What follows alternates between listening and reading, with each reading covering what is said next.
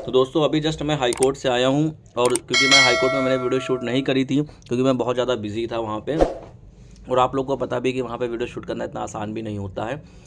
But आपको मैं facts बताता हूँ। फैक्ट्स ये थे कि इससे रेंट कंट्रोल का एक्ट, रेंट कंट्रोल एक्ट है, उसका एक केस था और एक शॉप से रिलेटेड मैटर था। मीन्स मालिक और किराएदार के बीच में ये पूरा केस था। हुआ ये कि जो केस मुझे परसू किया, इससे पहले एक डेट थी, उस डेट में मैंने अपना वकालतनामा फ़ाइल किया था। तो जज साहब ने उस दिन मुझे बहुत डांटा, मतलब एक डांटना होता है, पूरी भरी कोर्ट में मुझे बहुत ज़्यादा डांटा गया कि अपने आप क्लाइंट से कह देना कि जितने वकील चेंज करना चाहे उतने वकील चेंज करें। तो हमने कहा लॉर्डशिप अभी मैंने आज ही कल ही रात में केस परसू किया है।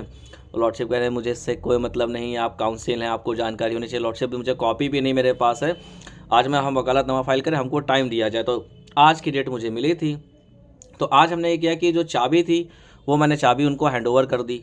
इसके अलावा मैंने क्या किया, वो जो अपोजिट पार्टी थे, सॉरी जो प्लेंटिफ था, वो ये कहने लगा कि अभी हमारा जो प्लेंटिफ जो काउंसिल था, उन्होंने कहा कि अभी इसमें जो अमाउंट है, रेंट है, वो सब बाकी है, टैक्सेस बाकी हैं। तो हमने इस पर कहा कि हम जितना भी इलेक्ट्रिसिटी बिल है वो हमारे नाम पे थी, इलेक्ट्रिसिटी बिल हम ही पे करते थे, इससे मालिक को कोई भी लेना देना नहीं है। अब बची जो अमाउंट की बात, जो 85,000 रुपये उन्होंने कहा, तो हमने इस पर भी क्रॉस किया कि हो सकता है 85,000 रुपये ना हो, कि इससे भी हमारा जो रेंट होगा कम होगा अब तक के। क्योंकि रीज़न ये है कि ये बता रहे हैं अभी तक कि हमने इसको चेक नहीं किया। अभी हमें अपनी डायरी में, जो ये डायरी भी मेंटेन करते हैं, ये डायरी में हम देखेंगे कितना अमाउंट हमारा बाकी है, उस हिसाब से हम नेक्स्ट डेट में कोर्ट के समक्ष में ही हमको थोड़ा टाइम दिया जाए अमाउंट के लिए। क्योंकि हमारी एज जो वो 65+ एज है, और हमको अगर भागना होता तो हम कब का भाग चुके होते। इवन मैंने ये कह दिया कि लॉर्डशिप अगर पर्सन ही डेड हो जाएगा तो पैसा कैसे वसूल करेंगे। लॉर्डशिप भी इस पर थोड़ा सा हंस पड़े।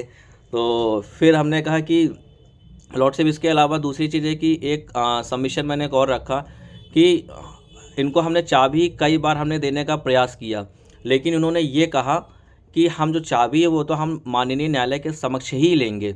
तो आज हम इनको चाबी हैंडओवर कर रहे हैं, और बाकी हमको जो अमाउंट बाकी है उसके लिए हमको थोड़ा सा टाइम दे दिया जाए। तो हमको 1 महीने के लिए मुझे टाइम मिल गया। इसके अलावा मैंने ये किया कि एक इसमें को टेनेंट था, तो को टेनेंट को तो पार्टी ही नहीं बनाया गया था। तो मैंने लॉर्डशिप से आखिरी में कहा, क्योंकि मेरी कंटेम्प्ट की फाइल थी, तो वैसे भी ये मेरा सबमिशन बेकार था, बट सबमिशन रखने में क्या जाता था। तो मैंने कहा कि लॉर्डशिप एक सबमिशन हमारा ये है कि एक को टेनेंट है जो जिसको इन्होंने पार्टी ही नहीं बनाया आज तक के, और उसके लिए हमने रिट फाइल कर दी है, जो कि कंसर्न कोर्ट में, कोर्ट नंबर 7 में मैटर जो पेंडिंग है।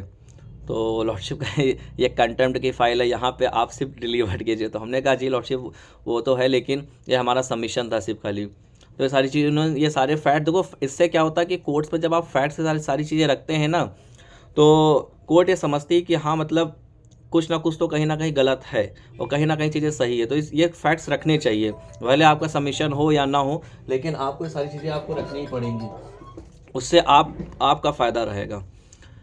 तो अब मुझे इसमें 1 महीने का टाइम मिला, और उधर मैंने क्या किया, एक कोर्ट की तरफ से एक मैंने मुकदमा और फाइल कर दिया। अब उसकी सुनवाई देखिए कब होती है।